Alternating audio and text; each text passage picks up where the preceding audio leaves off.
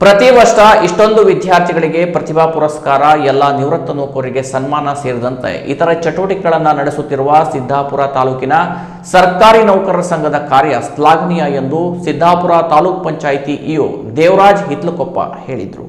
ಸಿದ್ದಾಪುರ ಪಟ್ಟಣದ ನೌಕರರ ಭವನದಲ್ಲಿ ತಾಲೂಕು ಸರ್ಕಾರಿ ನೌಕರರ ಸಂಘದ ಪ್ರತಿಭಾ ಪುರಸ್ಕಾರ, ನಿವೃತ್ತರಿಗೆ ಸನ್ಮಾನ ಹಾಗೂ ಸರ್ವ ಸದಸ್ಯರ ಸಭೆಯಲ್ಲಿ ಮಾತನಾಡಿದ ತಾಲೂಕ್ ಪಂಚಾಯಿತಿ ಇಒ ಅವರು, ನಮ್ಮ ಕೆಳಗಡೆ 28 ಇಲಾಖೆಗಳು ಬರುತ್ತವೆ. ಯಾವ ಇಲಾಖೆಗಳ ನೌಕರರು ಒಂದು ಸಮಸ್ಯೆ ಹೇಳಿಕೊಂಡಾಗ ಪ್ರಾಮಾಣಿಕವಾಗಿ ಸ್ಪಂದಿಸುತ್ತೇನೆ ಎಂದು ಹೇಳಿದರು. ಕಾರ್ಯಕ್ರಮ ಉದ್ಘಾಟಿಸಿ ಮಾತನಾಡಿದ ಸರ್ಕಾರಿ ಪದವಿ ಪೂರ್ವ ಕಾಲೇಜು ಸಿದ್ದಾಪುರದ ಪ್ರಾಂಶುಪಾಲರಾದ ಬಿಎಸ್ ಹೆಗಡೆಯವರು, ಎಸ್ಎಸ್ಎಲ್ಸಿ ಮುಗಿಸಿ ಪ್ರತಿಭೆಗಳು ಪಿಯುಸಿಯಲ್ಲಿ ನಮ್ಮ ತಾಲೂಕಿನಲ್ಲಿ ಅಭ್ಯಾಸ ಮಾಡಿ ನಮ್ಮ ತಾಲೂಕಿನ ಕೀರ್ತಿ ಹೆಚ್ಚಿಸಬೇಕು ಎಂದು ಕರೆ ನೀಡಿದರು. ಅಧ್ಯಕ್ಷತೆ ವಹಿಸಿದ್ದ ಸಂಘದ ಅಧ್ಯಕ್ಷ ಸತೀಶ್ ಹೆಗಡೆ ಅವರು ರಾಜ್ಯ ಸಂಘದ ಅಧ್ಯಕ್ಷರಾದ ಎಸ್ ಷಡಾಕ್ಷರಿ ಅವರ ಸಾಧನೆಗಳ ಬಗ್ಗೆ ಹಾಗೂ ತಾಲೂಕು ಸಂಘದ ಮುಂದಿನ ಯೋಜನೆಗಳ ಬಗ್ಗೆ ತಿಳಿಸಿದರು. ನಿಕಟಪೂರ್ವ ಅಧ್ಯಕ್ಷರಾದ ರಾಜೇಶ್ ಆರ್ ನಾಯ್ಕ್ ಅವರಿಗೆ 7 ವರ್ಷಗಳ ಕಾಲ ಉತ್ತಮವಾಗಿ ಸಂಘವನ್ನು ನಡೆಸಿದ ಪ್ರಯುಕ್ತ ಸನ್ಮಾನಿಸಿ ಗೌರವಿಸಲಾಯಿತು. 7 ವರ್ಷಗಳ ಕಾಲ ಸಹಕರಿಸಿದ ಎಲ್ಲರಿಗೂ ರಾಜೇಶ್ ನಾಯ್ಕ್ ಅವರು ಧನ್ಯವಾದ ಸಲ್ಲಿಸಿದರು.